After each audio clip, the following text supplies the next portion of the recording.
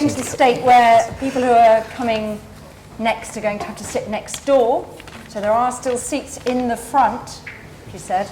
That's a nudge. Rather unsuccessful one. I'm Jill Rutter. I'm Programme Director for Better Policy Making at the Institute for Government. And I'm really delighted that so many of you have decided to come to the first in our Making Policy Better series, which we're putting on jointly with NISA, the personal embodiment of whom is Jonathan Portes on my right, and also with Nesta in their guise as the convenience of the Alliance for Useful Evidence. The Alliance for Useful Evidence is a network of organisations and individuals that support useful evidence for policy and practice, and it's jointly led by ESRC and Nesta, and designed to sort of produce a focal point for advancing the evidence agenda, developing a collective voice whilst aiding collaboration and knowledge sharing.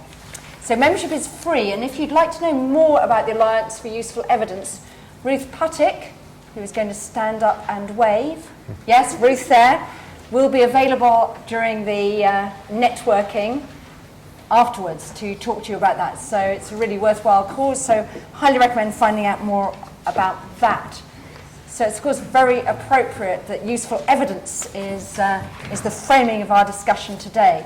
When we produced our policymaking reports last year, I was going to point out Mike Halsworth, who was the author, but he's clearly detained doing RCTs in HMRC at the moment. But when we did that, we found that evaluation and evidence was neither supplied enough nor demanded enough in government, and that's why we put on this series of seminars looking at both the supply side and the demand side for that. We can talk a bit more about the demand side later, but today we're going to focus on the supply side with what is the potential for using experiments, in this case, better policy making. Our principal speaker needs very little introduction, former colleague at the Treasury, but Dr. Rachel Glennerster is now Executive Director of the Abdul, Latif, Jameel Poverty Action Lab at MIT, and I'm sure many of you are familiar with the book Poor Economics. If not, go out and buy and read it. But with Esther Duflo and Michael Kramer, she's one of the prime movers behind the Randomization Revolution, which is transforming the theory and practice of development economics. So Rachel's going to talk for about 20-25 minutes on the way in which she and her colleagues have applied that sort of evidence to policy making. We're then going to have some quick comments from Jonathan Portes, Director of NISA, but also doubling in his role as not only former Chief Economist at the Cabinet Office, but also Chief Analyst at DWP. So Jonathan can work from both sides of the equation. And then from Hassan Bakshi, who's now Director of Creative Industries Policy and Research at Nesta, but also, when I asked him what else he'd done in his career, was the Executive Director for International Economics at Lehman Brothers, but tells me that he got out 2 years before the crash. So those are our panelists, so normal IFG way. We're going to listen to Rachel, we'll then get some comments from Jonathan and Hassan, and then we very much want to throw it open to you for loads of questions, comments, feedback, etc., etc. So without further ado, Dr. Rachel Glennerster. Thank you. It's very nice to be back in the Whitehall area, having spent many years in the US.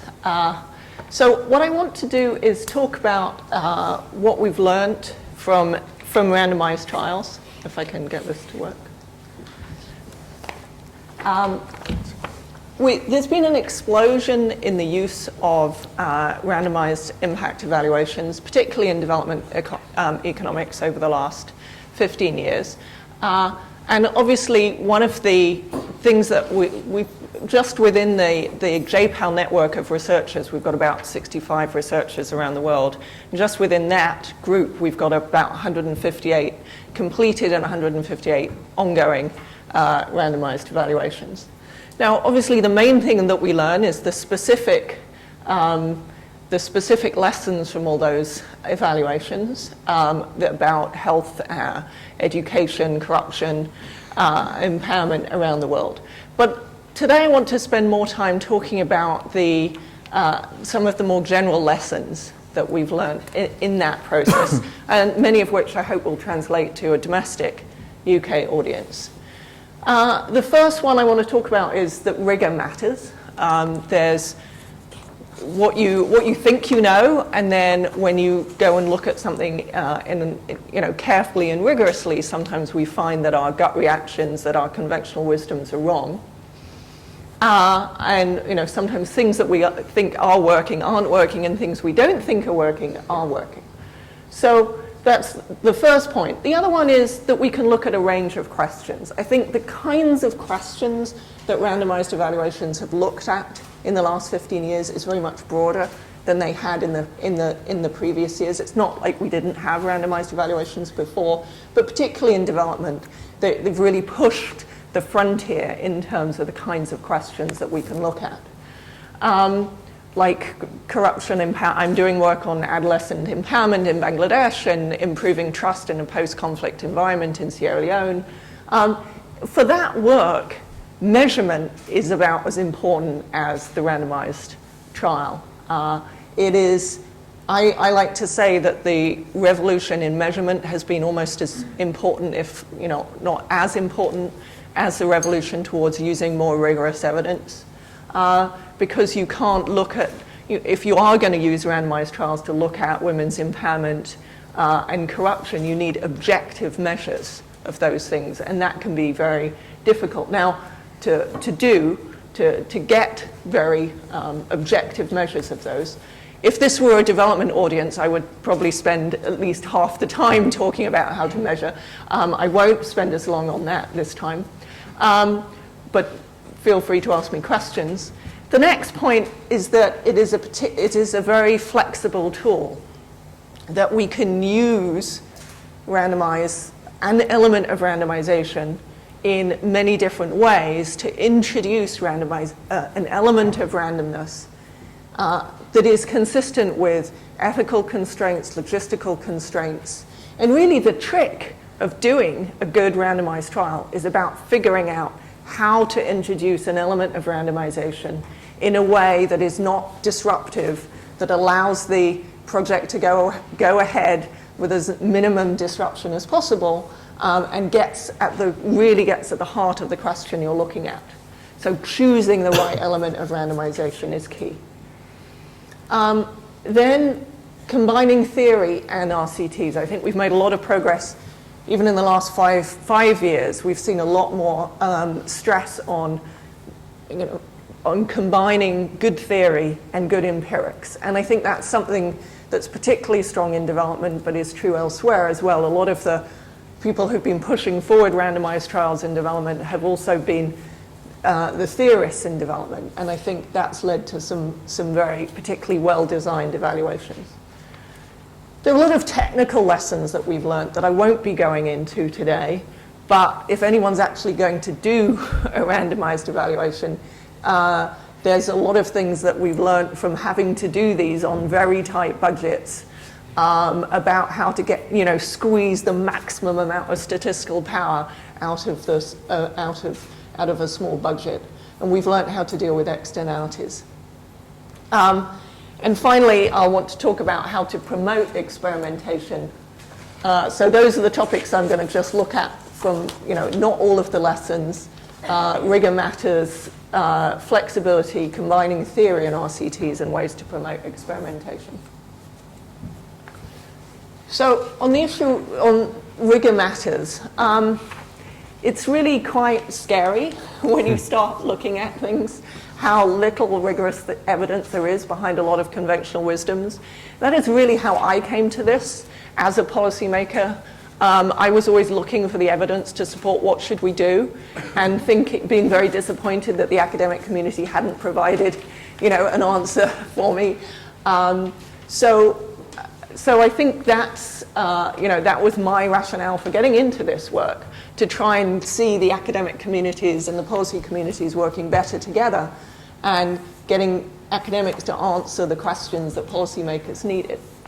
But then when you look at the evidence that is there, it's often very poor. So I'm going to just use the example of microcredit, because I think it very clearly demonstrates the power of a randomized evaluation.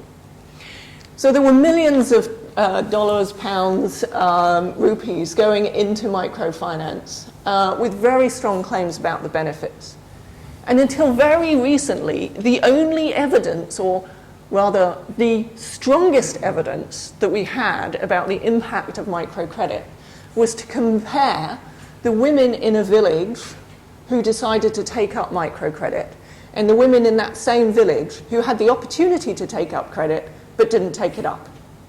And then the evaluations would look at what is the, how are the women doing who decided to opt to take out microcredit, and how are the women doing who decided not to take it up. Now, those women were very, very different, as demonstrated by the fact that, in kind of a more conservative society, they stepped up and said, I want to do something new. They were more entrepreneurial, they were more pushy, they were more confident, and you could never, no statistical technique, however fancy, could ever distinguish, could control for those factors, because the women, because it was precisely the fact that they stepped forward to take microcredit that made them different. And that was the evidence that those women who were, more entrepreneurial did better, was the evidence on which this whole flow of money was going. So then there have recently been a series of randomized evaluations in India, Philippines, Morocco, and just very recently Mongolia. The results have come out, which suggests that it's a useful financial tool, but nothing like the kind of miracle that was being claimed. So just to, I hate never going to tell you, when we just do general lessons, you never hear about any specific study. So the India study that I was involved in, access to microcredit encourages more small bits. So what did we do? We worked with a microfinance organization in India that had already worked in other cities in India, but was moving into Hyderabad. They sussed out which areas of Hyderabad they would like to work in. They couldn't work in all of them immediately. So we paired them, the slums, and then we flipped a coin. So they said, we'll be able to do 50 slums in the next year and a half. So we said, okay, great, choose 100 slums. And then we paired the slums to be as equal as possible, and then flipped a coin, one on the other, which of those pairs they went to and tried to solicit. And then we interviewed. We didn't have as good power as we would like, so we interviewed basically any woman who was eligible for microfinance in those slums. And that allowed us to look at the spillover effects, not just at the women who took up microfinance, but actually the impact on the slum as a whole amongst families with women between the ages of 18 and 35. So what did we find? We found that having access to microfinance leads to more small business creation. There's actually a huge amount of small business creation going on in these slums. A lot of families have 3 or 4 businesses already, but they start more. A key question people were worried about was whether existing businesses would end up being hurt by the introduction of microfinance, because it's yet another doser stand, and does that hurt the doser stands that are already there? They were not hurt, we found. And those likely to take up a new business cut back on temptation goods for the kinds of people who were starting new businesses, invested more in their business, and cut back on cups of tea, which is sort of, it's not alcohol really, it's cups of tea and eating on the street, which is the luxury that they cut back on to be able to afford it. And then there's a segment of the population who aren't likely to start a new business, and they blew their loans on consumption, which is a huge question about whether that's sustainable or whether they're getting into debt. And in the first 18 months, overall, no impact on consumption, so no reductions in poverty, no impact on women's decision-making, education, no more expenditure on health. So a lot of the things that were being claimed by the microcredit organizations, we did not find. So that's why it's useful. That's an example of why it's useful to do something quite thoroughly and carefully. I said it's a flexible tool, and there are many ways to randomize. The first is the randomized phase-in. So this is where you're limited in the number of places you can go, so you want to reach 150 schools, you can only do 50 at a time. Instead of just going to the schools first that happen to be near your headquarters, You pick all 150 and you randomize the order in which you phase in the new program. And while it's being phased in, you can compare the schools that have now got the new program with the schools that haven't yet got the program. Now that is a nice thing because everyone gets it at the end. You know, everyone you're serving is going to end up getting a benefit at the end, so nobody feels left out. There is an issue, though, sometimes, that you can't look at long-run impacts. Because in the long run, everyone has it. There's some exceptions to that, and one of the longest-run studies is actually one that had a randomized phase-in, but that's because it was school children, and those school children had left by the time it phased into their school. But in general, it's hard to do long-term impacts. So that's what I'm talking about. You've always got to trade off these different benefits of these different approaches. Randomization at the cutoff is a nice thing if you have a big sample. It is, imagine that you're a bank and you want to lend money to people. You as the evaluator want to look at the benefit of increasing lending in this environment. There is no way I'm going to go and persuade a bank to randomly pick someone off the street and lend them money, even though we might think they've done a little bit too much of that in the past.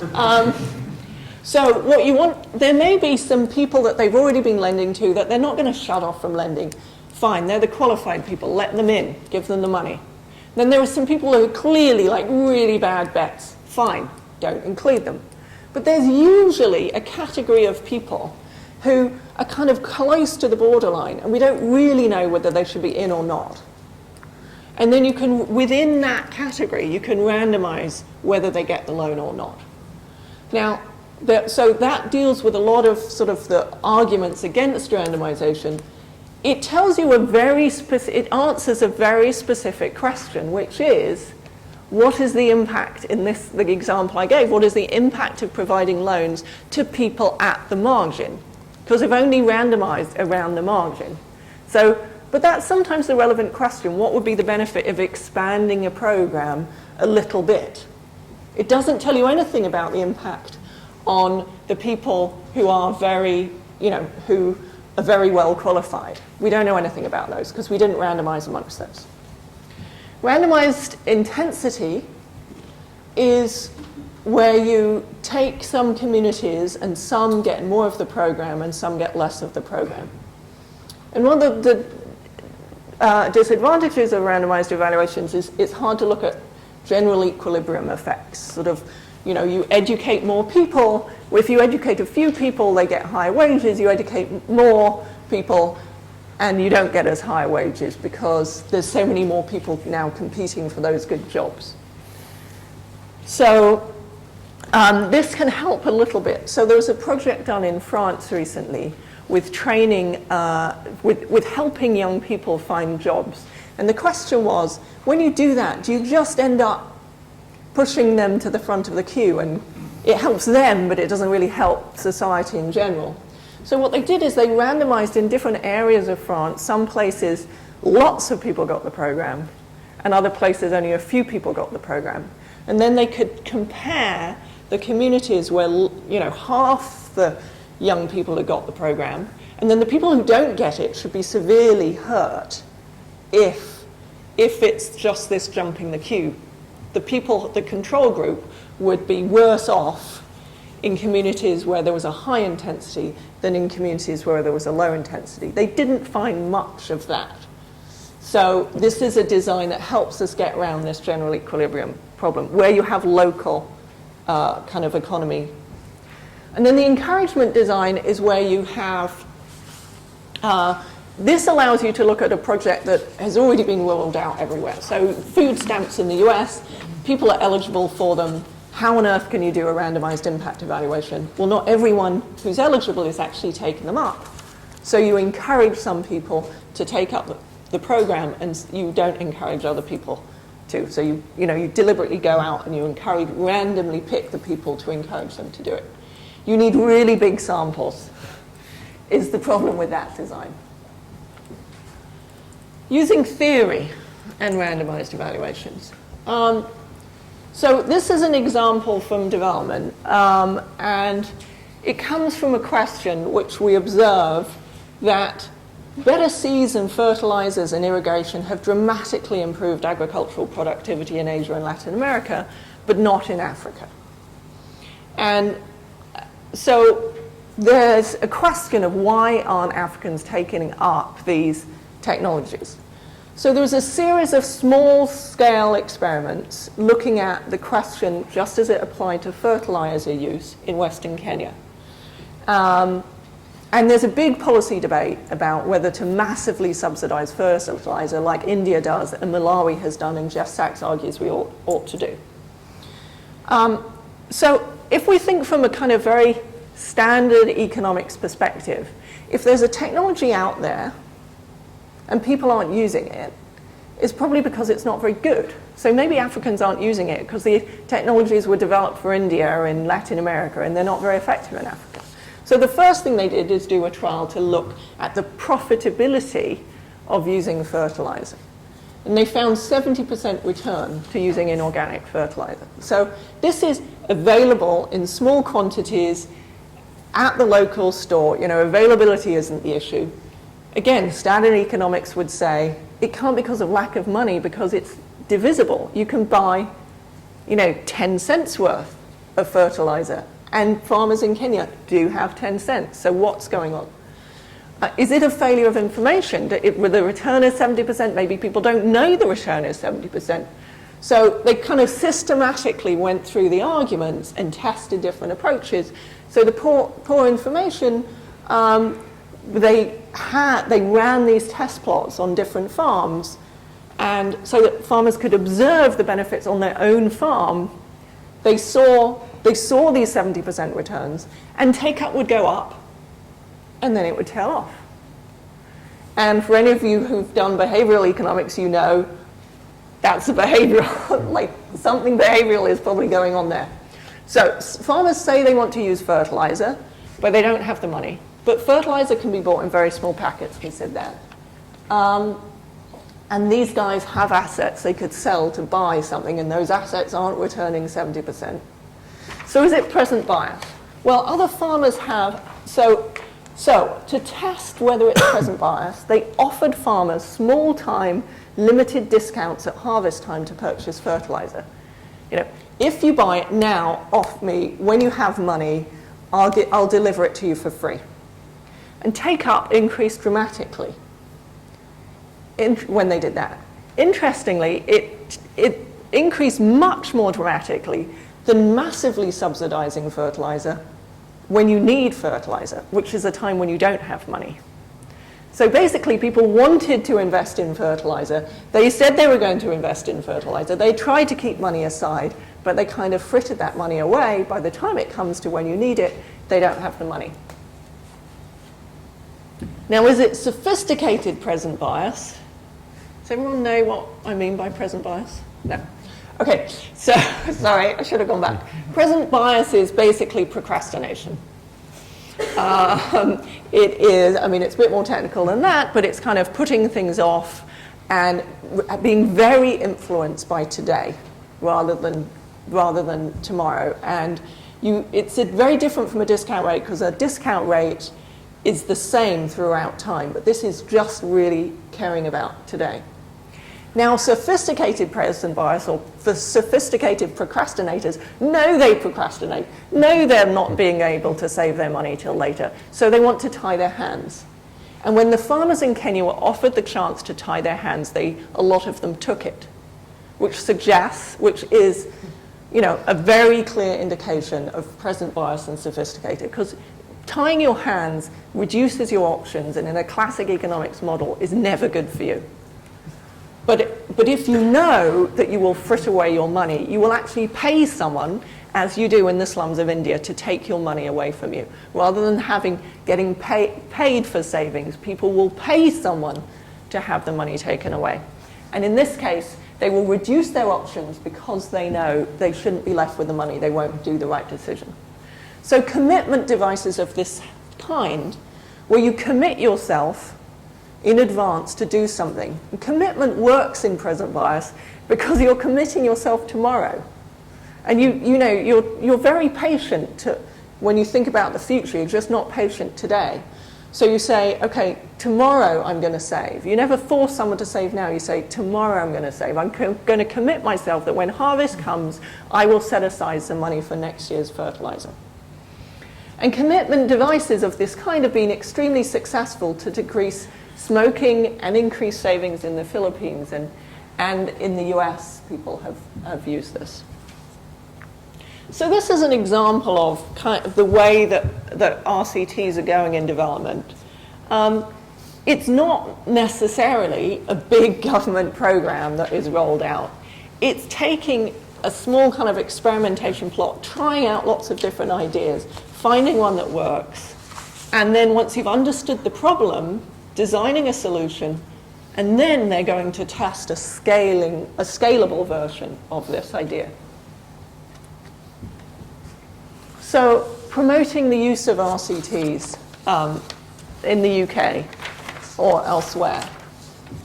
There's been a number of different organizations that have tried to promote the use of RCTs, and I think we've learned something, not rigorously randomized learned something, but had some experience of these different approaches. So when I said, the fertilizer was an example not of a big government, program that was randomly rolled out, I still think that's a good idea. I still think big government programs, we shouldn't be rolling them out nationally without having some evidence about whether they work. So huge amounts of resources go into these, tearing up the NHS and reorganizing it, and doing the same with the education system. So it's very important to try and pilot that first and test it. Some of these things are very high stakes, and we can talk about how do you try and think about how to reduce the high stakes, which makes politicians very reluctant to do them. But at the same time, I think, and that's kind of the way that a lot of domestic RCTs have been these big, that's the history of RCTs in the US, certainly. These very big national, multi-million-dollar, $40 million kind of experiments. And what I've been talking about mainly haven't been like that. They've been, $200,000 experiments, $500,000 experiments. And even, I've seen graduates run things on, $10,000. So at the same time, I think it's very important to do this kind of bottom-up encouragement to see what ideas there are at the bottom of these organizations. And this is something that the World Bank did very effectively. It put a pot of money in the center, and it said, people who have good ideas and want to be evaluated, come forward and bid for this pot of money. Because this kind of evaluation is a global public good. It shouldn't have to be paid out of the funds of that particular program, because we're all going to learn from it. So we should have a central pot of money that funds rigorous evaluation.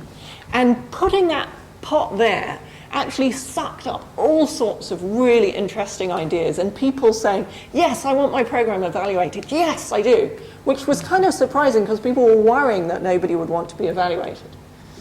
And a similar approach, so 3IE,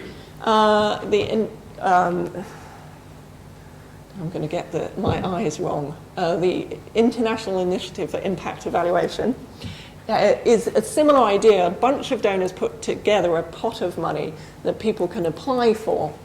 And the French government did a similar approach for domestic policy, and again asked people to apply for funding for programs, but said if you want to get this money for new ideas, for new programs, for youth, you need to be rigorously evaluated. USAID is also doing something similar. And I should say, I haven't got DFID up there as having a central pot, but they've supported a number of these central pots, including the World Bank one. They're also going around saying to people, every country office needs to have a randomized impact evaluation, which is sort of more of the top-down approach too. So, and just sort of a concluding comment that I think in the UK we have too much national experimentation in terms, by which I mean not real experimentation, but experimenting on the population without any evidence of like, okay, let's have a new system for the NHS without having much evidence.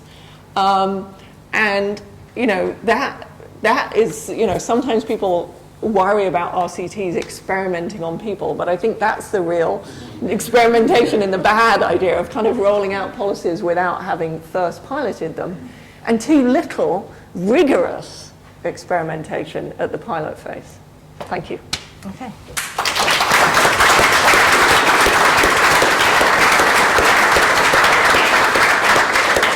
Okay, we'll let Rachel get her breath back after that tour de force, and I'll pass on very quickly to Jonathan, who's responsible for national experimentation honours in his earlier roles. Not entirely. Thanks for that. And since Rachel didn't advertise it, I will say that Rachel's talk was to a large extent based on or parallels the article, her lead article in the last issue of the National Institute's Economic Review, which was published last week. I well worth reading both for Rachel's article and also for a number of other articles on policy evaluation, edited by Richard Dorset over there, and Richard and I co-authored the introduction to that, and which tries to draw together some of the evidence from the UK as well, but Rachel's article nicely, I think, puts it in context. And the question for me some of that raises is why, in some sense, has development economics and development policy seem to leapfrog social policy in developed countries? Because, as Rachel sort of alluded to, we had big randomized controlled trials in the US quite a long time ago. The STAR project in Tennessee, which looked at randomizing children into smaller class sizes, both is and indeed was and indeed is hugely influential. People are still writing papers on it, new papers on it this year, because these kids are now in their 30s or whatever and are fully participating in the labor market, and we can look at the effect that having a smaller kindergarten class or whatever has on their earnings in their 30s. It's quite it's fascinating and highly policy relevant. Similarly, the Canadian SSP project, which James Richardson, who's here somewhere, will know better than I do when exactly that was, but I think it was in the 1970s or something. No, I think it was a bit later than that. Late then. It was probably in the 80s. So we did have these big projects, and then more recently in the UK, as many of you will know, we had from about 2002-3 to 2007, we had the Employment Retention and Advancement Demonstration Project, which James again had a large role in kicking off from the government side, and Richard had a large role in evaluating from the research side. But all that said, I find it quite difficult to think of a major social policy area in the UK where you can say we're doing things this way because a randomized control trial told us that worked, and something else didn't, which is sort of fundamentally rather depressing if you think about it, and it raises the question as to why that might be the case. Is this for good reasons or bad reasons? So trying to think of some reasons why it might be the case. I mean, one sort of good reason might conceivably be the case is that actually social policy, you could argue that social policy in developed countries isn't so bad really, and hence the gains from a particular intervention are not likely to be sufficiently large to justify having a long RCT over a long period, and you might not even pick them up. So, for example, you might think that simply giving malarial bed nets to villagers in Africa would be likely to significantly reduce malarial deaths, and that's a very bad thing that you could get quite a lot less of for a relatively low cost, which I think is what the study said, basically. Whereas maybe there aren't sort of things that are quite so obvious that we can do in social policy. We can't think of nice, clean interventions that will produce significant, large benefits that will lead people to say, yay, that works, we should do it everywhere. And therefore, for that reason, people don't even bother trying to experiment. Instead, they tend to think that we need to go for these much wider, system-wide approaches. And that's the sort of second reason why you might not think that we use RCTs very much. Well, I take and of course agree very much with what Rachel said, is that it sort of seems clearly bonkers to suddenly decide that we're going to have another top-down reorganization of the NHS. You would not, I think that were you spending a lot of money on introducing a new drug in the NHS, you would tend to start by thinking, there's a problem that people are dying of something. We have a theory as to what that might be. We'll design a drug which based on that theory, addresses the problem. We'll do some trials, then we'll do some bigger trials, then we'll do a proper phase 3 randomized control trial and see whether it actually does stop people dying in sufficient numbers for it to be value for money. And then only if we go through all that process will we decide that the NHS is going to pay for that to be distributed to everybody. Yet at the same time, we're on the other half of the NHS is saying, yeah, we're going to tear up everything and start again. On the other hand, it is not, I think, obvious how you would decide that commissioning, how you would design a randomized control trial, or even a sensible pilot approach to saying that that would determine in any scientific fashion whether GP-based commissioning is better than primary care trust-based commissioning. That's not something you can randomize individually. Is it something you can randomize on an area basis? Well, you can start thinking about it, but then you very quickly run into all sorts of problems, not just political problems, but actually problems that would lead you to question the results of anything that you got from it, because so much about what you're trying to do is about changing behavior and changing culture, and that in turn depends so much on people's expectations about what the system is going to look like, not just for the next year, but the next 5 or 10 years. People are making career choices, are acquiring new skills on this basis, and they simply say, well, you know, we're going to do PCT here, GP-based commissioning here, then in a year or two we'll look at it. It's not obvious. I think that is part of the explanation. But part of the explanation also, I think, lies in the social policy community itself, inside and outside government. We're not perhaps as good at both at applying the sort of rigor that Rachel describes is increasingly common in the development practitioners world. And that, I think that is partly, there is something about perspective there. I think there is something about the sense of perspective that, that perhaps development economists are able to take and are able to get, that it's much more difficult for people like us, and I speak as somebody who's been on both, as Jill said, been on both sides of the fence on this. More difficult for us to get a sense of perspective, and perhaps we're not as good as we should be at trying to break down these problems into chunks that can be addressed. And I don't have, I'm not a health expert, I don't have any sense of quite how you would do it, but I sense that we are not, that there's a combination of saying rigorously, well, how will we know if the things we're doing in the health service work? How can we break those down into bite-sized chunks that we could actually do experiments or proper rigorous piloting-based approaches to?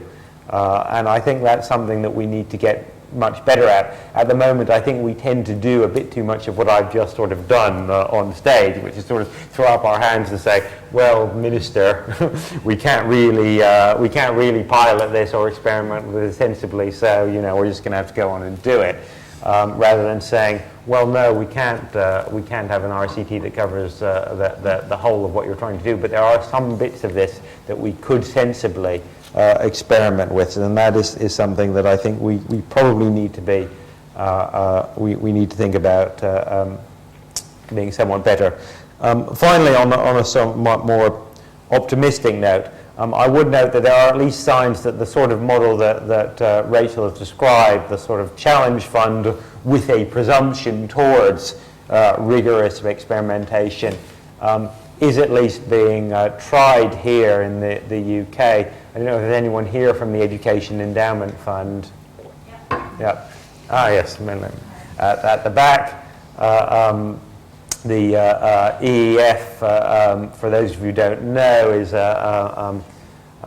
it's an interesting example, actually, I think, of government schizophrenia here. On the one hand, the government is indeed doing precisely the same sort of thing with the education system, as Rachel alluded to, so with the health system, which is doing on the basis of simply some ideological preconceptions, really, going for universal academization plus free schools on top without a huge amount of evidence. But on the other hand, has also set up an innovative and potentially very exciting challenge fund, the Education Endowment Fund, to look at ways of raising achievement for the most disadvantaged children in relatively disadvantaged schools, and as said, that is being managed by the Education Endowment Fund, which is a joint venture of the Sutton Trust and Impetus, I believe, and with a very clear presumption that projects that apply to the fund should have rigorous, if possible, RCT-based approaches to evaluation. And that obviously is very much in its infancy. But that sort of approach throughout the social policy field, I think, has quite a lot of potential, and perhaps more potential than the sort of top-down approaches that we've seen in the past. So on that relatively optimistic note, I'll finish. And actually, I think we're hoping to have the EEF speak at the fourth in this series of events, so to be able to hear more about that. Hassan. Thank you. Well, I found Rachel's presentation, her arguments compelling. I strongly support Rachel's call for more rigorous pilot experimentation in the UK. I'm also intrigued with the idea of dedicated sort of challenge funds that are available for projects to bid for, so that they can be evaluated in a way that the information and the knowledge and the insights can be shared more widely and that others can learn from. It strikes me as a very strong sort of public value argument there for supporting experimentation. Controlled experiments and RCTs in particular, we'll know, I mean, it's one of those areas where there's a disproportionate amount of discussion and debate on the pros and cons of RCTs compared with how many of them are actually done, which I find very frustrating. I mean, a number of the criticisms that are made of RCTs, I think Rachel's presentation, but more broadly the work at JPAL, helps to dispel. One, that they are inflexible, they're necessarily inflexible, necessarily impractical, and atheoretical, which I think the recent literature is challenging all of that. It is, of course, interesting, like Jonathan has done, to speculate on why, therefore, we do not see greater uses of experiments in policy development. What are the barriers? This is definitely something I'm hoping we can pick up in the discussion. One of the things that Jonathan didn't mention, but if I can sort of learn from my own fairly long track record of failing to get controlled experiments off the ground, I think a common problem often is that the individuals who are the decision makers for deciding whether an RCT is used to evaluate an intervention and whether an intervention is designed in a way that you can evaluate it using randomization. Those individuals don't often have the incentives or the horizons, whether that's to do with behavioural limitations or whether it's to do with the fact they've moved on before the results are going to come in. But there often aren't strong incentive structures in place to actually invest in this sort of intervention. And as I say, there are a number of examples of projects which have got everything else in place, but that was missing, and the projects failed to get off the ground.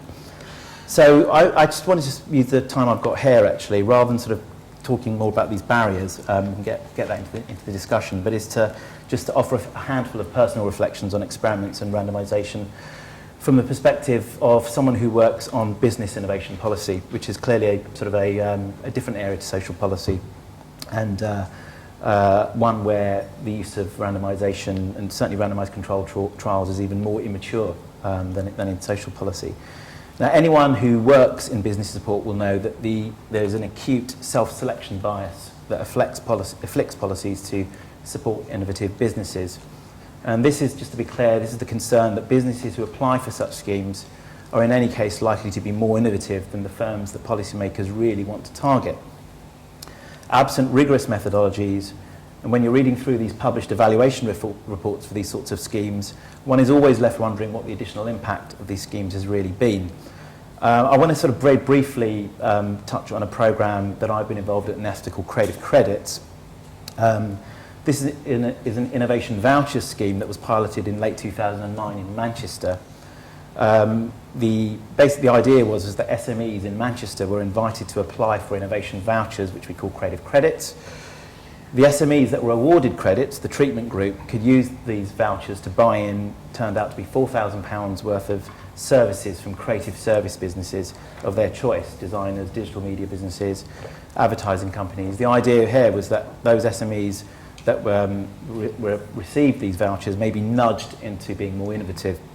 And those SMEs that were not allocated creative credits became the control group for our study. And we're just in the phase of writing up our two-year evaluation of that scheme.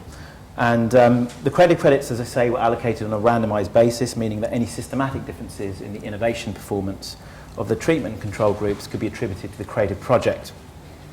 The scheme was definitely popular on some measures. Between 1 in 7 and 1 in 8 businesses that were eligible in Manchester applied for the credit. And we compared the characteristics of the applicant businesses with those of SMEs in the wider Manchester population, and confirmed, as I alluded to earlier, that they had a much greater tendency to apply to innovation support schemes in general. They were much more active, much more aware of public support schemes. And on a number of measures, although it's very difficult to measure, they appear to be more innovative. But what the randomised distribution of creative credits allowed us to do was to condition on this and yet still test whether the scheme had an additional impact on innovation performance. And I've been at Glennerster just under 6 years, and I've become more and more familiar with these sorts of support schemes in Europe and the UK. And I'm more and more of the opinion that the self-selection biases are so severe that, frankly, any attempt to design a business support intervention scheme of this sort without randomisation is probably not worth doing. A second observation I'd make, and it goes back to the point that Rachel was making about the importance of measurement, and how in some cases that's of first order of importance even before one looks to thinking about how do you evaluate interventions in a way that you can establish their causality. It's of great importance to collect longitudinal data in our area, whether or not we employ randomisation. Econometricians have statistical techniques for controlling for these selection biases that I'm talking about in situations when there's no randomisation. But those tests, the bottom line is, have very low statistical power, and they all require longitudinal data sets. Again, with creative credits, we published an earlier sort of working paper which suggested that there were very high levels of additional innovations in the treatment group at the point in which the creative projects were completed. So we did a sort of short-term evaluation, compared the innovative performance of the treatment group and the control group, and got very high levels of additionality. What we're finding now in results that we're going to be reporting soon is that 12 months on, in many, many cases, those innovation impacts had completely dissipated. And policymakers in some cases like this can make severely biased inferences when they base it on short-term data and not go further out. The third comment I briefly make is on the need for mixed methods when evaluating policies fully in areas requires going beyond quantitative analysis. These are areas where the research questions themselves are sufficiently complicated, and the measurement challenges are so great that survey-based techniques, for example, or even indeed observational techniques based on actual observed data, will never be enough to provide answers. And if there's some interest in that, we can get into how that worked with the Creative Credits project. But that evaluation team is made up of economists like myself, operational researchers, and a work psychologist. It's quite interesting to see how where the limitations of the different methodologies apply. And again, it's only by doing these things and actually applying the evaluation methods can you really have an informed discussion. A further strength of RCTs, I'd note, is that by design they involve the collection of data that is fit for purpose for answering our research questions. That's especially important in policy areas like my own. I work on the creative and digital industries, which are so poorly served by official data sets, and where there's a sneaking suspicion that even if the official statistics could be made more relevant and more timely, the burning research questions would have moved on by the time the stats have had time to adapt.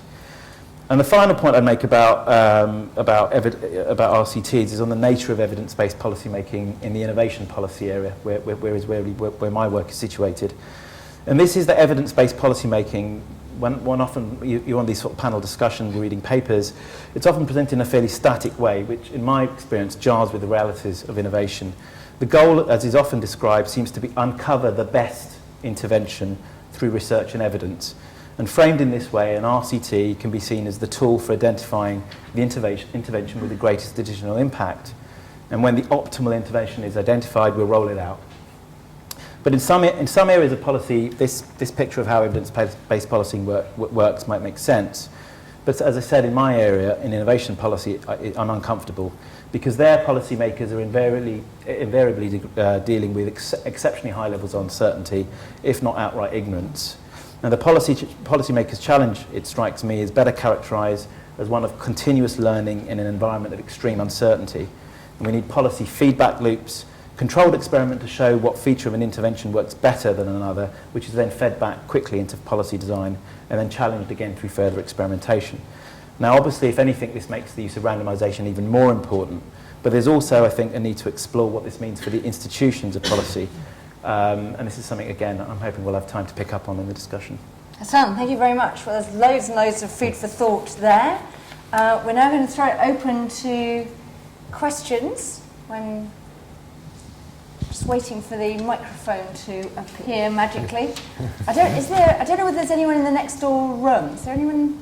There's anyone next door who wants to answer a question? Then come in. So yes. David, Karen. Yeah, so questions. Dave? Say who you are. I'm David Walker. I chair the ESRC's Methods and Infrastructure Committee, and as such, clearly need to make a distinction, which was implicit in the remarks from our colleague Glennerster, between randomisation, which is actually hugely used in the collection and analysis of data for social policy interventions, and specifically RCTs. I mean, if I just think of Understanding Society or the cohort studies, randomisation is built in and allows a large amount of inferential model building and indeed behavioural explanation. So I think we should get that distinction between randomisation, which is there, and RCTs. Briefly, it's the nature of events like this that they don't get the attendance of politicians, and ministers therefore get slagged off because they're not here. I think, again, a colleague mentioned this. I mean, unless ministers behave irrationally, we have to believe that they do have an incentive structure which predisposes them against RCTs. So one question for us surely is, what kind of changes, conceivably, might there be in the incentive structure of really existing politicians, such that, in the UK at least, they might turn to the gold standard? And if not, Jonathan's point, is there a silver or bronze which we might direct attention to when the gold standard is not available? Okay, let's get one or two more questions going. That is, of course, just a set of issues this series of seminars is designed to address. So let's go over in the corner there. Yeah. Hi, Gareth Davis from the Cabinet Office. Just coming back to this issue around incentives on ministers. I think, Jonathan, you're right. I mean, one of the sentences is whenever we try and mention the word evaluation to ministers, you just feel, oh God, we're going to try and slow you down and stop what you wanted to do. I guess if you're a minister with a 2-year lifespan in office, these sort of pace is of paramount importance. That's why I guess I'm quite sceptical about whether we can ever really apply RCT to big structural changes. Because often I think with some of the structural changes mentioned tonight, education, health, that's as much about redistributing power as it is also improving results in the long term. So if you look at education about giving parents power, the means are as important as the ends. And so I'm sceptical about whether we can ever really do experimentation at that level. I guess so I'd focus very much on some of these smaller marginal changes. I think that's where it's going to be most productive. One of my questions on, Jonathan, I'd be particularly interested in your view with the experience of welfare. To what extent do you think some of the contracting shifts we're seeing, especially with this administration around payment by results, will help improve the level of experimentation more generally and RCTs in particular? I'm just thinking, if you've got, whilst the incentives on ministers may not be aligned, as a provider with a payment by results contract, it's incredibly focused about making sure I can get some additional results. So will these contracting structures, will they help us work around, if you like, some of the misalignment at the national political level and actually resolve it through proper commissioning structures?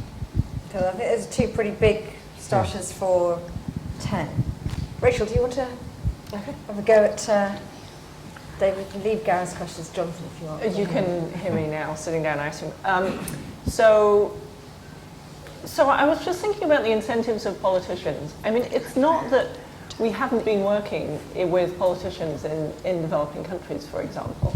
And if you think of one of the most famous early on impact evaluations, randomized evaluations, Progressor, was exactly introduced because you had the incentives of politicians were why they did a randomized trial, which was you had a government that thought they were going to lose the next election, and they wanted a legacy to continue, and they knew that their program would be overturned, or might well be overturned, unless they put in place something to save it.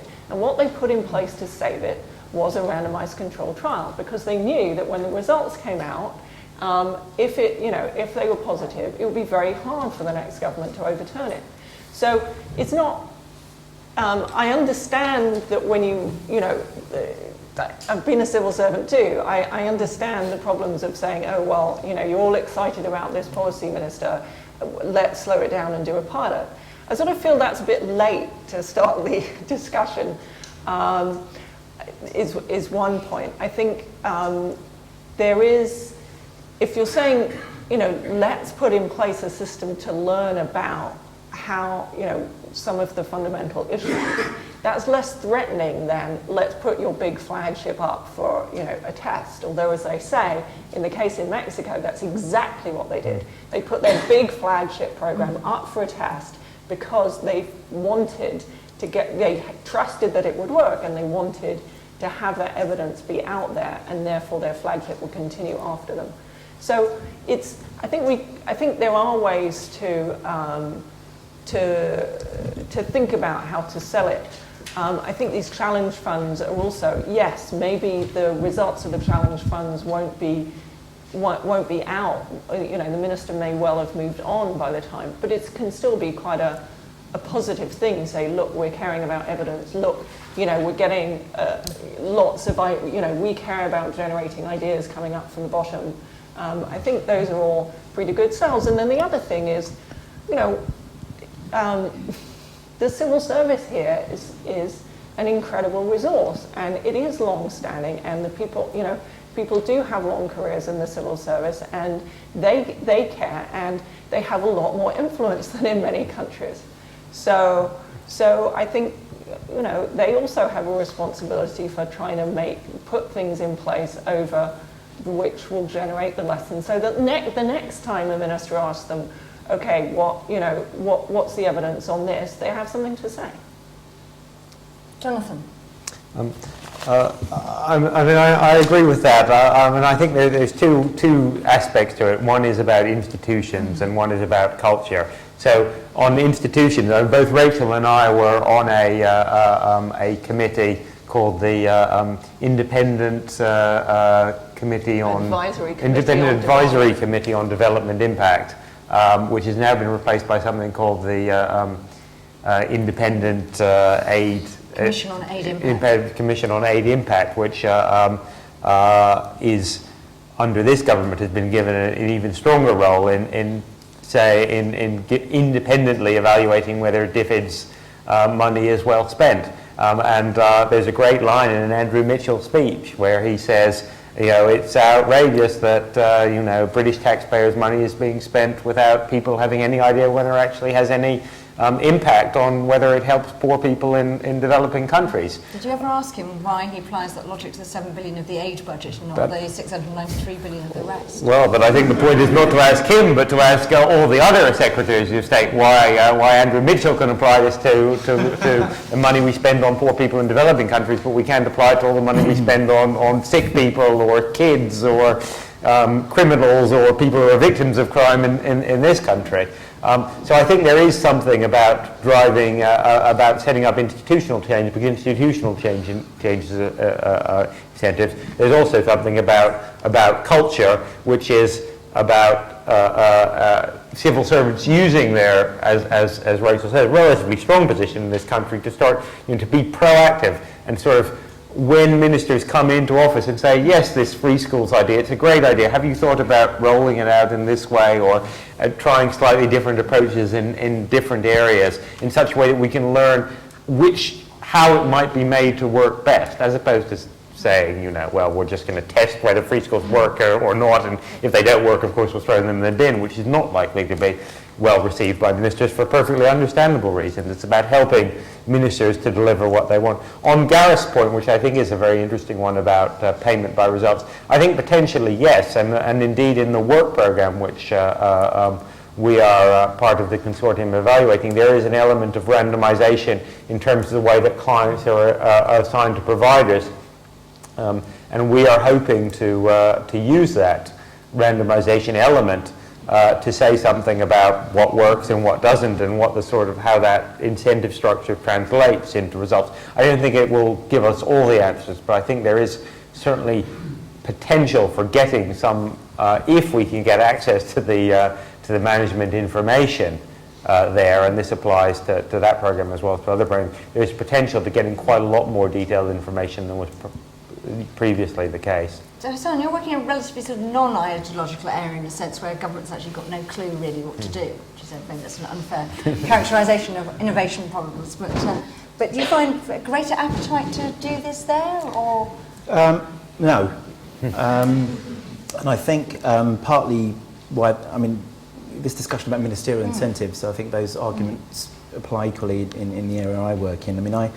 Of course, innovation policy and the social policy areas we're talking about are not this isn't the only example of time inconsistencies in sort of when it comes to policymakers' decisions, and in other areas, my background's in central banking, and I act as a sort of a founding member of the MPC in the audience there. There are institutional responses that one can explore to try and address this inconsistency, and one of the things I've always been interested in and wondering how far you could push this model is the idea that there are observatories that are formed as institutions to evaluate maybe large changes in policy. I think it's the Higher Education White Paper, or is it the HEFCI's response to the Higher Education White Paper, but talks about an observatory. There's very little detail given what this would be, but an observatory that's set up to evaluate what the impact of changes, in this case, the funding structures for higher education. If you can create an institution which is credibly has the ear of the decision makers, the minister, is independent enough, and obviously the governance structure needs to be set up in a way that it is independent enough to actually genuinely evaluate the impact, and also is well resourced. I wonder whether that sort of, it's akin to what Ian Hargreaves actually I think is calling for in his copyright review, the idea that if we're going to introduce changes to copyright legislation, let's do that in an evidence-backed way. Now, none of these guys are talking about randomisation, but I just wonder if you have an institution at least that exists, there may be someone who can champion the randomisation. It's a good moment to bring in. Yeah. Camilla. Hi there, Camilla Neville from Education Endowment Foundation. As Jonathan mentioned earlier, we're going to be funding projects which are targeted at raising the attainment of children in poor performing schools and particularly disadvantaged children. We're going to be looking to fund largely RCTs. I'm particularly interested in you mentioned earlier that that you had tips on increasing statistical power. I'd be particularly interested in what those tips were. We're realising that given the clustered nature of of doing trials in schools. You need huge numbers of schools. So I'd be particularly interested in that. And also what your opinion is on quasi-experimental designs and matching. Okay. Thank you, It's Richard. getting more technical. Okay, we'll go to Mike Hallsworth at the back, and then we'll come forward here. Karen? Thanks, Jill. Obviously, speaking as someone whose job is to do RCTs in government, I support a lot of what you say, but I think there's a danger sometimes in an event like this, as people have said, to talk down politics and not recognise the fact that policy is necessarily political to a degree, and as you know, a randomised control trial won't produce automatically the right policy. Indeed, there's questions of what the right policy may be that aren't necessarily about evidence. But the reason this may happen with politics as well, I think, is the adversarial nature of the political system, where it encourages absolute certainty. You have to say, I've got the answer, whereas experiments of this type necessarily involve some element of uncertainty. You don't know what's going to happen. And that's why I think you don't find ministers wanting to do it very often, because you know that if there are any results they don't want, someone will jump and say, you got it wrong. Perhaps if we get away from that, one more modest proposal is to look at areas, safe areas that people can run experiments, almost where the ministers have given them license, or where no one perhaps would notice, that may build up evidence-based policy from the bottom. And I'd like to point you towards the Behavioural Insights team recent report last week, which gives lots of examples of where this has happened already in government. I say lots, enough for now. I think it's 8, isn't it, the examples that are in the Behavioural Insights thing published last week and on the Cabinet Office website. Yes. Hi, I'm in service. I'm Deputy Director of the Behavioural Insights team, and Michael has somewhat stolen my fire. I mean, I guess just following out from what Michael was saying, because really what I wanted to do was to just give a plug to the paper which was published only a few days ago. But we've also done, aside from the work that Michael's been involved in on fraud and error, quite a lot of work around randomised controlled trials on doing things like encouraging people to insulate their loss with people in debt who are also in this room. So just on a kind of another theme, I personally agree with the points that have been made by a couple of members of the panel around the responsibility of civil servants. So I think if those civil servants in the room, if we ask ourselves, have we always asked ministers whether or not they want to go down that path? I think the answer is that in numerous circumstances, you could probably say, well, actually, that question hasn't been posed in a way that would elicit a yes or a no response. So I'm kind of coming from the camp that says, we do have a responsibility to pose those questions in the first place. But do download the paper; it's a great read. Let's, apart from always add to the Behavioural Insights team, let's have a few more comments. Yes, there, then there. Thanks. Sandy Thomas, Head of Foresight, Government Office for Science. I just wonder if we could have a couple of comments about where we have really difficult issues like obesity, for example, where there are many weak scientific determinants in terms of obesity, and how difficult it would be to find a methodology that was perhaps tractable to where you have many factors of small effect. And where you've got something that's very high up the policy agenda.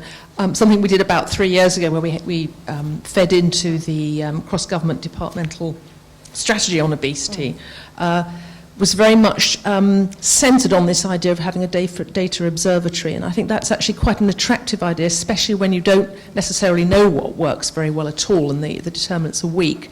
And also, even if you can't do a randomised controlled trial, there are presumably other ways, other approaches you could use that perhaps wouldn't be as ambitious, but would still actually promote other kinds of evaluation where problems are very complex. Rachel, would you like to pick up that with Camilla's point as well about, actually how do you do this in practice when you've not got nice little discrete interventions that you can relatively easily evaluate and isolate? Right, so first of all, I should just say, it's not like I think that this is the only, randomised trials are the only method that we should use to evaluate things. I'm involved in non-randomised trials. I'm doing the impact of road building in Sierra Leone. There was no way we were going to persuade the government to randomise where they build the roads. But on the other hand, you know, if you think about the amount of money that's going into building roads, there is no good evidence on the impact of building roads on agriculture, and yet everyone in agriculture says it's the most important thing to do. So, I mean, clearly we have to improve, so we do with, you know, we go with our first best. I think on the obesity thing, there's a lot of ways that you can look at behavior change in health. Obesity isn't my area, so working in Sierra Leone, it's not sort of high on the agenda, although it is increasingly in many parts of the developing world. But I mean, the way we've looked at that kind of issue is, to the extent that there are behaviors that you know are good. So, you know, we don't go around testing malarial bed nets like the doctors have done that. So, but we know that hanging a net is good. So then we take that, which is a very observable thing. You know, testing for sickness for malaria, you need huge samples. So you just take have they hung a bed net? And the doctors know that hanging a bed net is good. So if there's something similar in obesity, you know that behavior change A is good. You do your randomized trial and your outcome measure is just, are people walking more, or are people... Now, and then you can look at, does this messaging lead to them walking more? As they say, it's not my area, but, you know, I'm assuming that's good. But if what you're saying is what you want, it's very complicated, because if they exercise more here, they may end up eating more there, and it's a whole complex system. Then that starts to be much harder. It's much easier if you can break it down into the chunks that Jonathan was talking about, and, you know, test a chunk at a time, and then you measure, your outcome measure is an intermediate variable, not the whole, were you happy and healthy and live a long life, because to get that kind of outcome, you need huge sample sizes.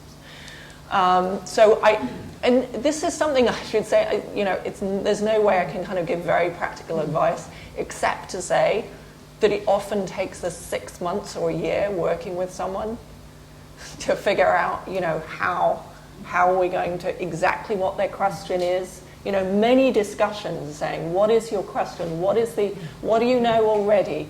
How are you implementing it? What would you most like to see? Would you test it? That process can go on for months. It's not, and you know, to do a good one of these takes a lot of time and effort of thinking about it. But on the other hand, that time and thinking isn't wasted. It's not just for the randomized trial. It's kind of what you should be thinking about for good policy making anyway. What is it really you're trying to achieve? What evidence do we already know? You know, what are the factors you can change and what are the factors you can't change? So if I was trying to help you, I would sit down, you know, have a long conversation of that kind. You know, similarly on the how do I improve the power? I mean, there are some basic tips. I've just written a 150-page chapter on my new book on, which is just about how do I measure power, like 150 pages just on, you know, power. So, I mean, the basic rules of thumb, if you can randomize individual level, that's better than schools, but you've got to worry about spillovers. The bigger the intervention, the smaller the sample size. And you remember I talked about the matching in the microfinance, where I said we got 2 slums that were very similar and then flipped the coin. It's called stratifying your sample before you randomize it. It's totally saved our butt on that one. I mean, we were so underpowered. We really didn't deserve to get a result out of that microfinance paper. And the only thing that saved us, that we had stratified the hell out of the sample. And that saved us. Because take-up of microfinance was like, I'm going to slightly make up these numbers, but there was about 7 percentage points difference in take-up of microfinance between our treatment and control, which is tiny difference. And yet we could take it up. We could compare it because we'd stratified. So there are a whole bunch of tips like that you can look into, that we've learned a lot more about how to do. But again, I can't really answer it. I just wanted to say something about the the role of politicians, and I'm not getting up on politicians. I think we've said civil servants have a role. I think academics have a role too, to get out and start doing these, because it's actually the case that you see expectations change in sectors. When we started, people said, oh, well, randomized evaluations, those work in health, but you'd never do them in education. And now, there have been so many experiments in education, that in development, that people coming out of education schools just assume that, randomized evaluation, that's what you do when you're assessing an education. And it's sort of just, there's been this shift. And now we're talking about governance and corruption, and when you start to do this, and people are reading the results, they're like, oh, and I've gone to countries where people have said, can you put us on the map, and they quote some famous study, and they want to be part of it.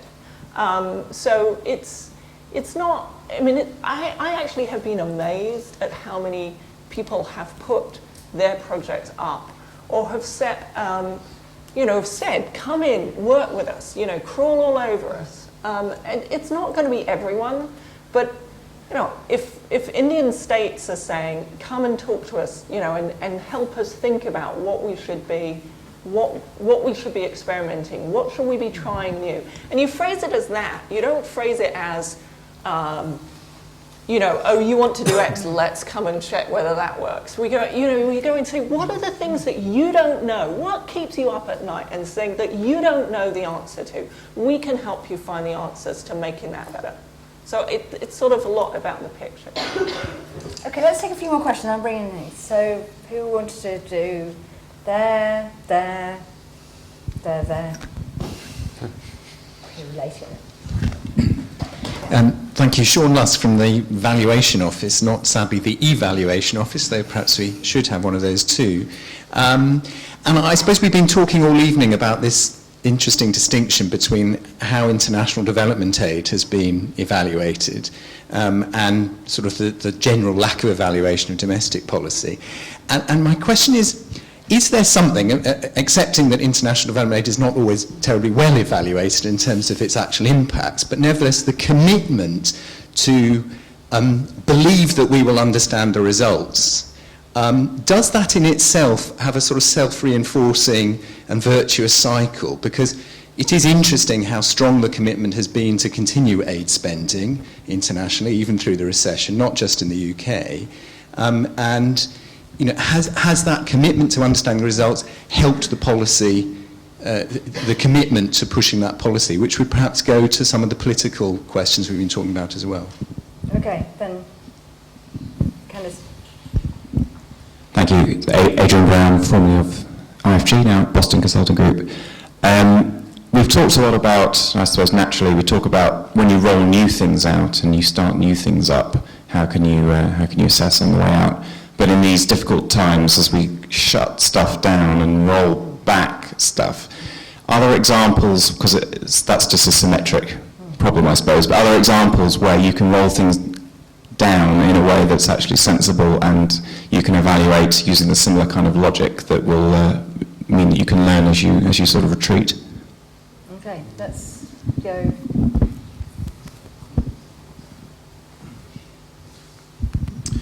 Rachel, I was very glad you raised the whole point about asking the right question.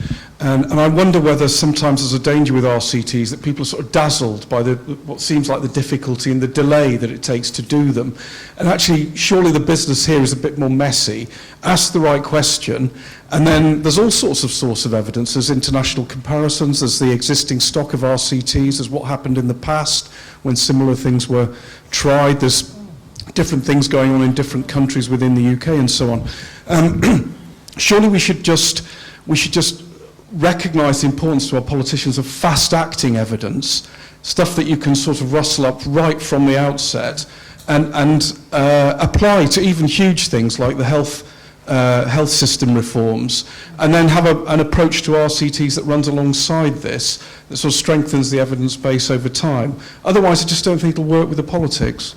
Okay, let's just go along here and then... Yeah, I wanted to pick up the bit about... Sorry, I'm Jerry Stoker from the University of Southampton, and I wanted to say that we've been doing some experiments at the local level in the UK and found high levels of cooperation from local politicians and local actors, and I think Rachel's insights into her experiences are very much reflected in ours, which is that that's an area where you can work with them on the design and development, and they operate in the way that Hassan was talking about, in the kind of world of radical uncertainty. The trouble with ministers is they operate in a world of radical certainty. And for me, then, the way of changing the incentive structure and the policy framing is to take up Rachel's final point, but actually stop the sentence before it gets to the end, which is, in the UK, we have too much national. That's where we should stop. Because the issue is we need more commitment to real local decision making, and then I think that opens it up to people wanting to actually learn lessons, and that, for me, would be the key thing to take out of this, which is that you can do randomised controlled trials, but you don't need to do them big scale. You can actually do them small scale, working with the people in the field, which is what we did in our book, Nudge, Nudge, Think, Think, and I think we've shown that it can work. Okay, let's just go back. So Jonathan, picking up some of these points about, has the fact that there's a rigorous evidence base helped on aid, and sort of particularly, Adrian's point here about is this as helpful when you're trying to cut things on, do loads of fancy schmancy new things? Well, I think, certainly part of the political counterbalancing to the commitment on aid, which is quite difficult for this government to both to make and keep, is to say when we're going to be very rigorous about evaluating.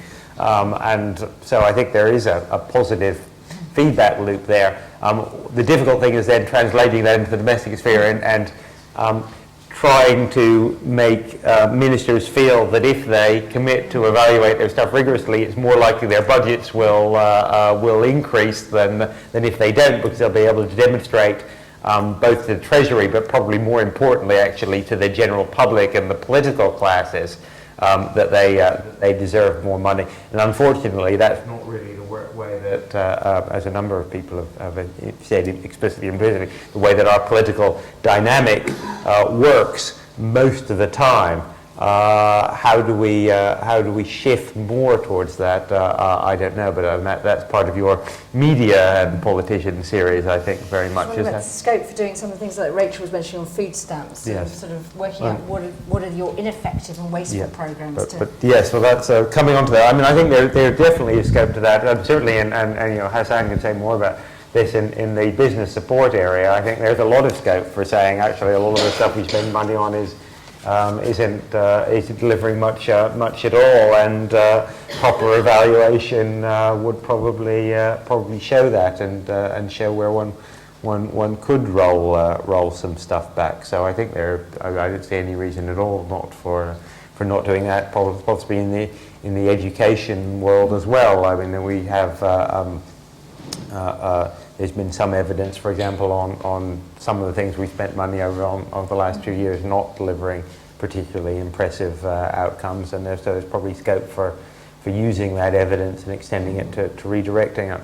On breaking down the problem, I think obesity is, I'm not an obesity expert either, but obesity seems to be an excellent example of where you have this sort of quite large societal complex systems problem, but actually a lot of the individual things that one might do about it are susceptible of being broken down. So you want to find out whether subsidizing gym memberships is a good idea, either through the tax system or directly. Well, you can easily think up of ways of doing RCTs for that. Food labeling, I can think of ways you could do an RCT or at least a controlled experiment for that. So that strikes me as exactly the sort of thing where, with a bit of rigorous thinking by somebody unlike me who actually knew the area properly, you could think about how you might chunk it up and at least disaggregate what interventions might be effective and what might not be. Hassan, what about this point over here that the real answer is do more locally? Yeah, I found scope for that. Yes, I'm a sort of big follower, as Jerry knows, of his work. In fact, Creative Credits was partly inspired by actually some of my reading of Jerry's work. And certainly with the mixed method sort of evaluation that we chose. I think I was really interested in what you said about, it's a data point of one, but I don't think it is a coincidence that Creative Credits was a scheme. It was which was funded at a local level. It was the North Development Agency and Manchester City Council, which were key funders of that, alongside the research councils, the ESRC and the HRC. So I mean, it's a data point of one, but I think it has been hugely more difficult to try and persuade central government to use randomisation in evaluating innovation support schemes. And so that's consistent, certainly, I think, with what Jerry said. At the same time, I think one of the things that concerns me is that those experiments where there's real public value in them, in the sense that an experiment in a particular local authority or in a region, there's value in sharing that knowledge widely, so other authorities don't make the same mistakes or actually learn. That sort of, my concern about sort of having too much of a fragmented approach, if you want to call it that, is that those sorts of experiments are underfunded. It strikes me that in certain research questions where the answers are valuable not just to a particular local authority or region, there's a danger of a coordination failure, and you need some institution to take leadership. And that's what goes back to my point about institutions. I mean, whether it's I think the research, it doesn't have to be, those institutions could be academics. I mean, research councils can show leadership in this area. There's nothing, those strategic funds that you were describing earlier that exist. It can be an endowment, it may be an individual who wants to show leadership, or it may be a research council. So I think while I can see the attractions and why it may be more realistic to work at the local level, I think it's still important that there needs to be an infrastructure above that, which is championing the whole lot. I mean, most obviously some experiments will involve exploiting regional variation. I mean, that goes without saying that you'd want to go beyond that level, but I very much agree with what Jerry's saying. Yeah, and I think that is this idea of having these central funds that can support, say, local government experimentation, and then make sure that the results are disseminated. And also, a central fund like that can also then give priority to questions that are relevant to lots of other local authorities when in the funding. So you're willing to experiment will help subsidise that. And will help get the lessons out, I think is a good one. I think the other brief thing just to mention, I think one of the things, because we've been talking understandably a lot about direct evaluations of policy interventions, but policy clearly is informed by evidence around causal relationships between variables that may not be directly under the influence of policymakers. So there may be economic mechanisms which relate, how does research and development lead to innovations, key causal relationships of interest to policy to people working in my area. The private sector may be conducting such experiments, but they're not incentivised, of course, to share the insights of those results. So again, a central authority could see it within its scope to work with business. And certainly, Nesta very much is sort of, we do a lot of work in business, and we're sort of forever looking for opportunities to structure experiments in a way that the organisation is happy to share the results. And we did, we won't have time to discuss it now, but I've just written up the results of a really interesting field experiment we conducted with the National Theatre a couple of years ago, where they wanted to know the extent to which new digital distribution technologies could be used to bring new audiences to the art form. We structured it in a way which allowed them to test for the possible cannibalisation effects that may emerge if audiences start foregoing trips to the theatre itself. Now that was an example where we gave them a fund, we funded the development, but we structured it in a way contractually whereby the insights, whatever they were, would be shared. And I think that's a model again where you want someone in the centre pushing this stuff, you need someone pushing it. Okay, I'm going to ask you all to we're about to run out of time. I'm going to take two very quick questions.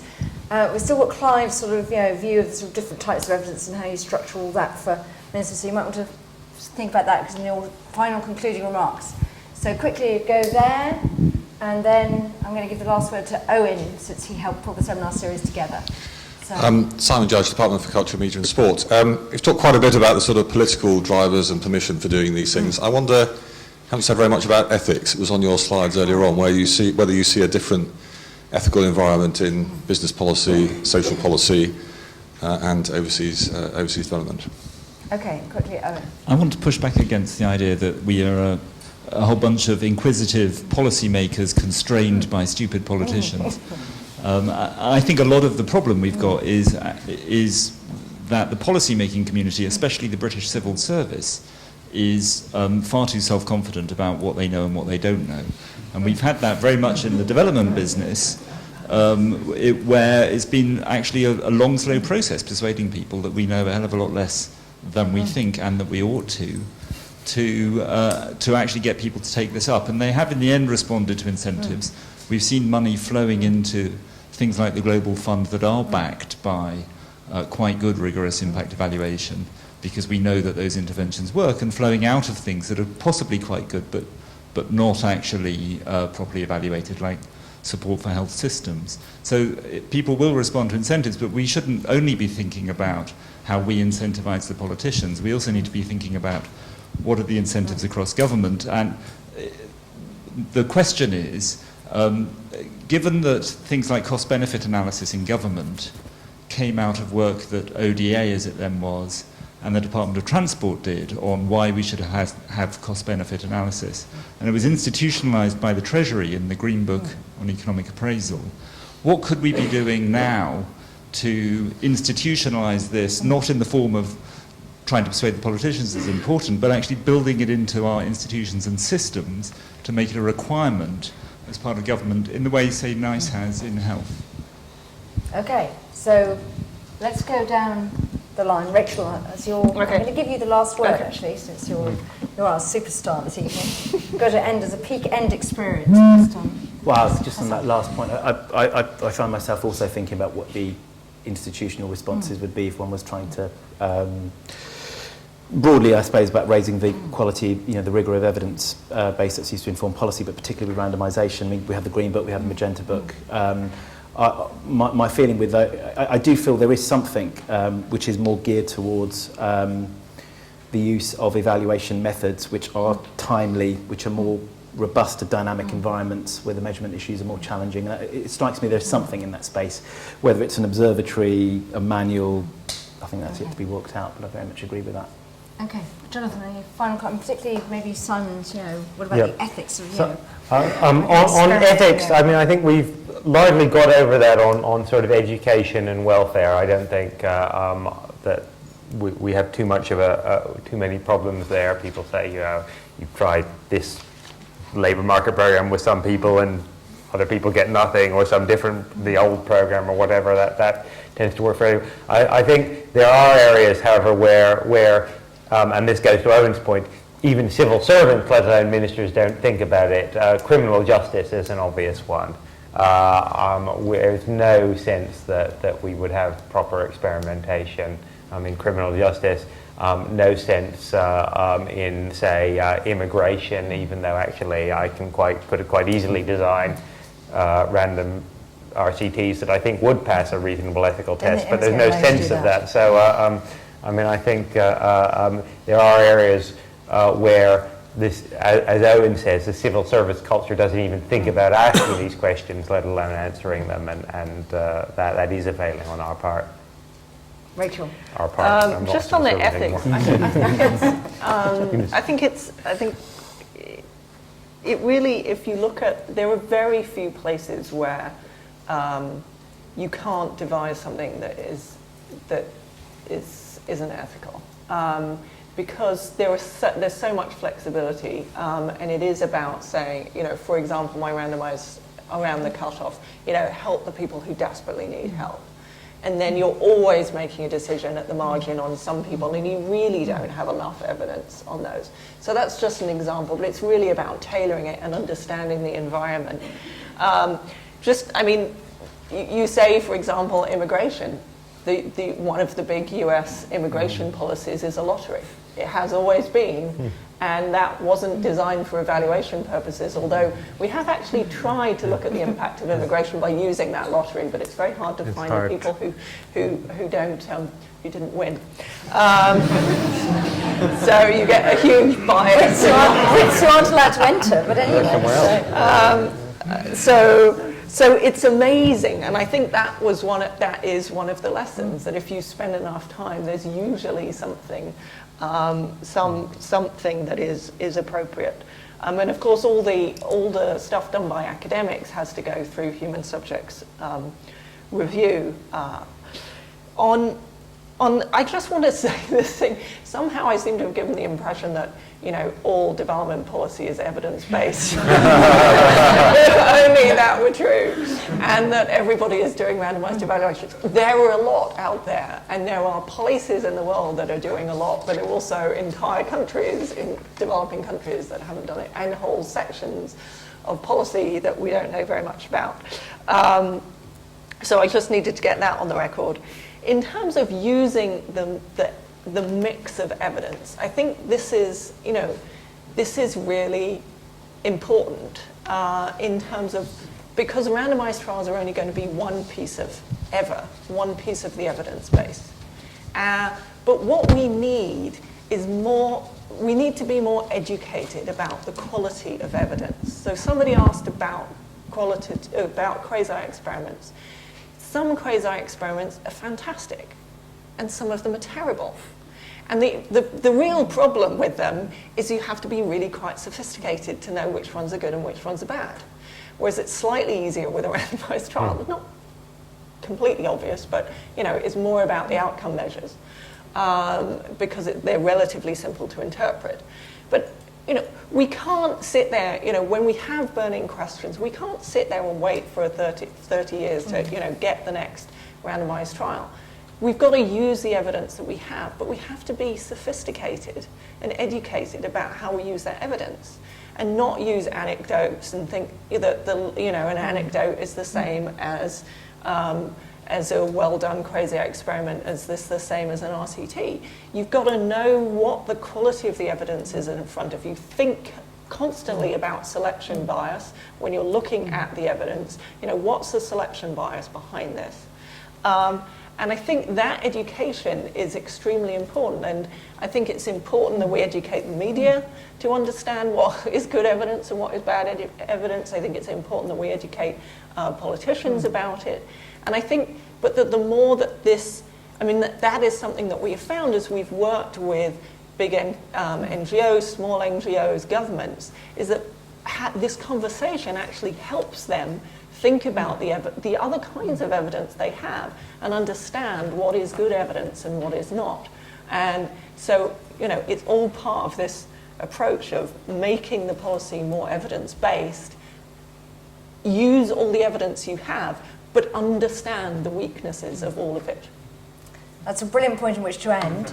There have been a lot of comments today from Mike, from David, from a bunch of people about the politics of this. So in the second one of this series, we're actually going to flip it around, and we have Steve Webb, who is the Minister for Pensions, Kitty Usher, who is a Treasury Minister under the last government, also there, and a former PAC member, Sharon White, who's the new Director General of Public Spending at the Treasury, which also got a few mentions, discussing the politics of evidence, and actually why so often what might make good policy looks like bad politics. And their provocation there is going to be some work that Mike Kell, who's hiding, can't really hide because he's so big there, is doing for the National Audit Office on the use of evaluations of government. So you're going to get an invitation to that tomorrow. Didn't put it out today because confusingly it's on the 13th of March. So I didn't want you to think, no, I've already signed up for that, I'm not going to that. So if you're interested in the politics of all of this, then do come to that event. And in a later event, we're also going to look at the possibilities for institutional change to actually change the incentive sets and change the environment around this. So it's a whole bunch of interesting things to come to go. But thank you very much for coming tonight to this. Thank you very much to Nestor and Nisa for working with us to put this event on. Thank you very much to Rachel, who only flew in from the US this morning, and to our other panellists. After you've thanked them, please adjourn outside where there are the usual IFG drinks and nibbles. So thank you very much to all our panellists.